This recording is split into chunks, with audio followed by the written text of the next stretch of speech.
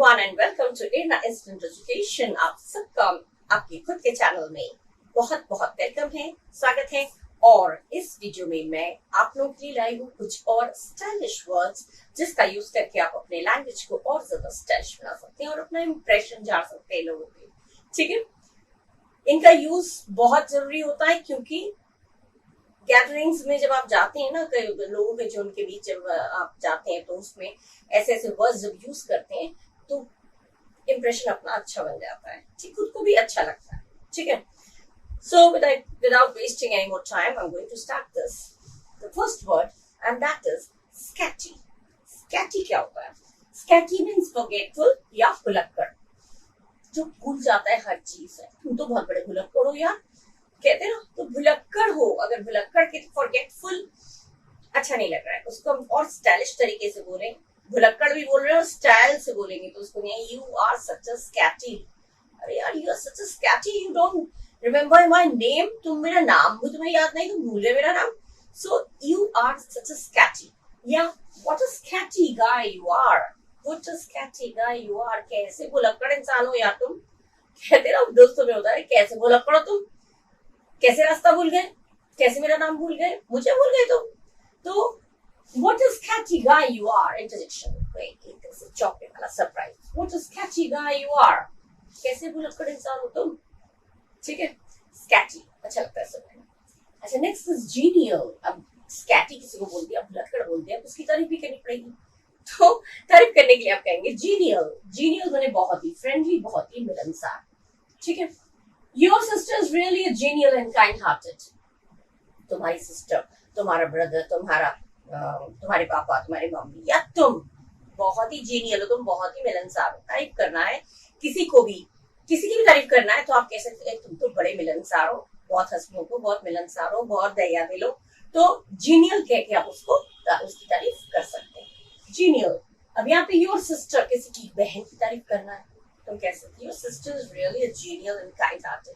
तुम्हारी बहन जो है वाकई बहुत ही मिलनसार है, घुल मिल जाती है लोगों के बीच। ठीक है, जीनियल है और काइंड-हार्टेड है, बहुत ही दयालु। ठीक है, नेक्स्ट इज क्रून। क्रून माने गुनगुनाना, हमिंग अ सॉन्ग। हमिंग करते ना लोग, देखे हमिंग करते, तो किसी भी गाने को, किसी के गाने के धुन को हम लोग गुनगुनाते हैं तो उसे कहते हैं क्रून। ठीक है, क्रून मीन्स हम a song in low voice, धीमी आवाज में कुछ गुनगुनाते हैं तो वो कहते हैं क्रून। क्रून या धीमी आवाज में गुनगुनाना। ठीक है, व्हाट आर यू क्रूनिंग, क्या गुनगुना रहे हो तुम, तो व्हाई आर यू क्रूनिंग, क्यों गुनगुना क्यों रहे हो।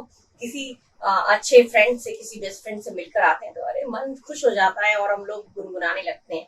तो गुनगुनाना क्या शो करता है, आप बहुत खुश हैं, you are too happy. To show this, you can say, "Hey, what are you crooning? Wait, I'm crooning something. I feel like crooning something. मेरा मन कर रहा है कि मैं कुछ गुनगुनाऊं, तो I feel like." ठीक है, croon हम a song in a low voice या धीमी आवाज में गुनगुनाना। ठीक है, example दिया, when I met her after a long time, I felt like crooning a beautiful song. जब मैं उसे काफी लंबे समय के बाद मिला तो मेरा मन किया कि मैं कुछ बहुत सुंदर सा गाना गुनगुनाऊं। मन प्रसन्न हो जाता है, खुश हो जाता है, तो मन गुनगुनाता है। तो वही चीज है, किसी की तारीफ में भी आप ये कह सकते हैं, अरे तुमसे मिलकर तो मेरा मन इतना खुश हो गया था कि I felt like crooning, you know, मेरा मन किया कि मैं कुछ गुनगुनाऊं। I felt like crooning a beautiful song, melodious song, बहुत ही सुरीला कोई गाना गाओ, गुनगुनाओ, तो गाना गुनगुनाना को बोलेंगे क्रून। ठीक है, जब मैं उसके साथ मेरी मुलाकात हुई, जब मैं उससे मिला काफी लंबे समय के बाद, तो मेरा मन किया कि मैं कोई सुंदर सा गाना गुनगुनाऊं। ठीक है, अच्छा, नेक्स्ट इज स्टूज। स्टूज बने होता है पपेट या फिर कठपुतली। इंग्लिश में बोले पपेट, हिंदी में बोले तो कठपुतली। ठीक है, he is using you as a stooge, वो तुम्हें कठपुतली की तरह यूज कर रहा है, कठपुतली की तरह इस्तेमाल कर रहा है। Don't use me as a stooge, मुझे कठपुतली की तरह इस्तेमाल मत करो, यूज मत करो। तो स्टूज हो जाता है पपेट या फिर कठपुतली। कितने स्टाइलिश लगते हैं वर्ड्स, बहुत सुंदर लगता है सुनने में, और जब आप यूज करेंगे ये तो बहुत इंप्रेशन अच्छा बनता है, खुद को भी अच्छा लगता है। ठीक है, तो ये हो गया आपका scatty, genial, cruel and stooge. अब हम लोग कुछ और पढ़ेंगे। Okay, now the next one is well to do.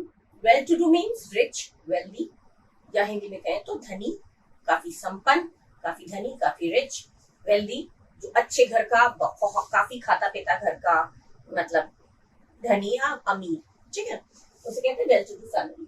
She seems to be born into a well to do family. उसे देख के लगता है कि वो बहुत ही अच्छे घर की है या अच्छे घर को बिलोंग करती, काफी नामी गिरामी या काफी रिच, काफी अमीर घर से बिलोंग करती है। तो सीम्स मैंने देख के लगता, ठीक है। She seems to be born into a well to do family. उसे देख के लगता है कि, किसी को देख के लगता है, तुम कह सकते हो, उसे देख के लगता है कि वो काफी अमीर घर की लड़की है या अमीर घर का लड़का है, ठीक है। तो शी किया तो लड़की है, ठीक है, obviously she seems to be born into a well to do family. उसे देख के लगता है कि वो काफी रिच घराने में पैदा हुई है, ठीक है। अच्छा, second is, next is chickens come home to roost. Roost का मतलब होता है रेस्ट करना, और चिकन्स मतलब मुर्गे। मुर्गे जो है वो रूस्ट करते हैं, जब घर आते हैं तो वो आराम करते हैं, ये मीनिंग है। लेकिन यहाँ पे मीनिंग आपका बिल्कुल उल्टा है, आराम नहीं है, बिल्कुल ही उल्टा है। पास्ट मिस्टेक्स कॉजिंग प्रॉब्लम, या प्रॉब, आजकल बोलते हैं प्रॉब, प्रॉब्लम या करने का फल। मैंने पिछले कुछ समय में, पास्ट कुछ समय में आपने कुछ ऐसे हरकतें की हैं या कुछ ऐसे काम किए हैं जिसका फल अब आपको भोगना पड़ रहा है, रिटर्न में आपको मिल रहा है। तो उसे कहते हैं हम लोग इडियम्स में एक से कहते हैं chickens come home to roost. तुमने ये किया, इतने सालों से ये करते रहे, अब उसी का फल तुम्हें आज मिल रहा है। तो chickens come home to roost, ये सुंदर लगता है सुनने में, अच्छा लगता है।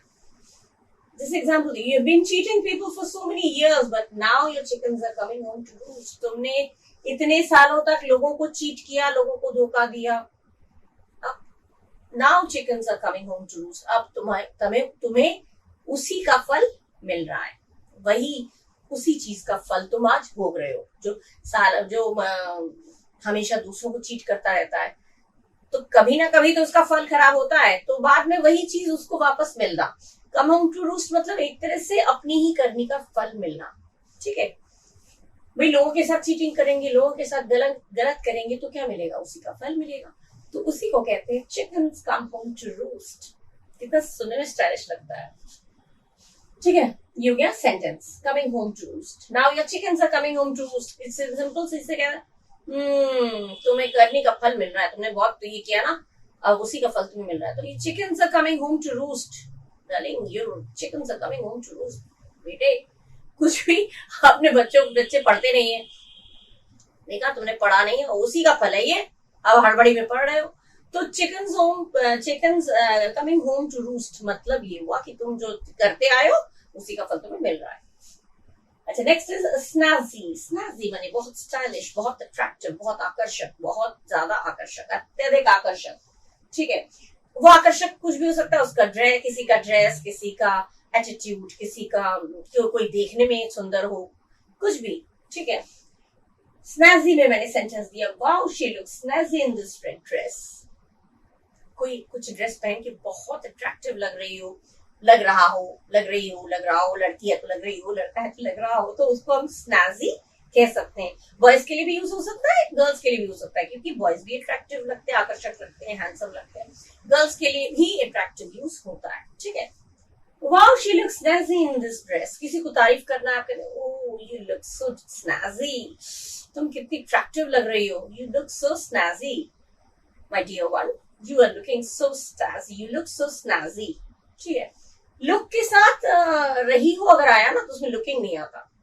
हियर, लुक, ये सब्स्टिट्यूटिव वर्ब्स होते हैं, बोलने के लिए तो बोल सकते हैं, लेकिन यहाँ पे ग्रामर के हिसाब से देखें तो ये look so snazzy in this dress, in this new dress, in this white dress, in this red dress, ठीक है, कुछ भी कह सकते हैं। ये तारीफ करने के तरीके हैं। लोगों को खुश करना चाहिए, लोगों को खुश रखना चाहिए, किसी को दुख नहीं देना चाहिए। खुश करेंगे तो हमें भी बदले में खुशी मिलेगी, है ना। तो किसी तारीफ करने के लिए आप इस तरह से कह सकते हैं so snazzy, ठीक है।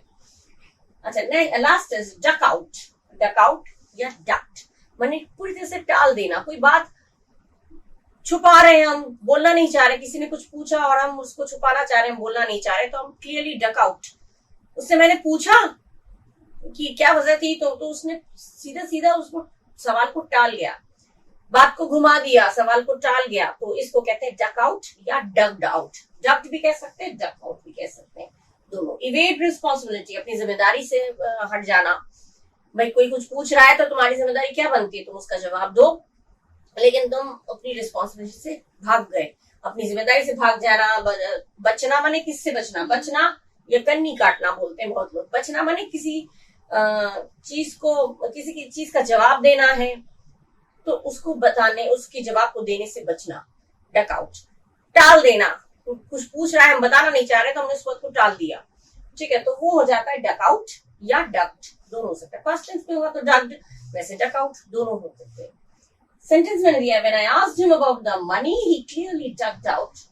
क्लियरली डक्ड आउट कह सकते हैं, और डक्ड माय क्वेश्चन, उसने मेरे क्वेश्चन को, मेरे सवाल को, जब मैंने पूछा कि पैसे कहाँ है, उसने साफ साफ टाल लिया, या फिर उसने मेरे सवाल को टाल दिया, दोनों कह सकते हैं। या तो डक्ड आउट तक खत्म कर लीजिए, या डक्ड आउट नहीं कहना चाहते तो he clearly ducked my question, he clearly ducked my question, ये भी कह सकते हैं, या ही क्लियरली डक्ड आउट कह सकते हैं, ठीक है। Don't try to duck out my question, मेरे सवाल को टालने की कोशिश मत करो, बचोगे नहीं तुम, मेरे सवाल का जवाब तो देना पड़ेगा। सवाल से तुम बच नहीं सकते, तुम साफ साफ बच रहे हो ना, मेरे सवाल का जवाब नहीं देना पड़े इसलिए तुम उससे बच रहे हो। तो don't try to be smart and don't try to duck out my question. किसी को बोल सकते हैं, कितना स्टाइलिश होता है सुनने में, मेरे सवाल से बचने की कोशिश मत करो तुम। तो don't try to duck out my question, don't try to duck me या डक आउट माय क्वेश्चन, कुछ भी, ठीक है।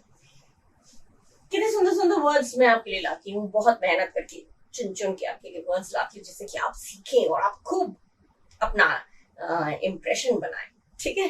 तो ये से वर्ड्स, अगर आप लोग को अच्छा लगा और आप लोगों ने सब्सक्राइब नहीं किया तो प्लीज रिक्वेस्ट है, आप लोग सब्सक्राइब जरूर करिए। आप लोगों का साथ मुझे चाहिए, तभी मैं आगे बढ़ूंगी, और आगे बढ़ने के लिए मुझे इंटरेस्ट और बढ़ेगा, मेरे को लगेगा कि हाँ मेरे व्यूअर्स मेरे साथ हैं, मेरे परिवार हैं, एक तरह से आप लोग मेरे साथ रहेंगे तो मुझे और भी एनकरेजमेंट मिलेगा, ठीक है। लाइक करिए, सब्सक्राइब करिए, बेल आइकन को प्रेस करिए जिससे नोटिफिकेशन आपके पास मिले, और खूब शेयर करिए, खूब सीखिए, खूब पढ़िए, खूब स्टाइलिश बनिए, ठीक है। सो अगले वीडियो तक के लिए मैं यहाँ पे एंड कर रही हूँ। अगले वीडियो तक के लिए bye bye, thank you and do take care of yourself.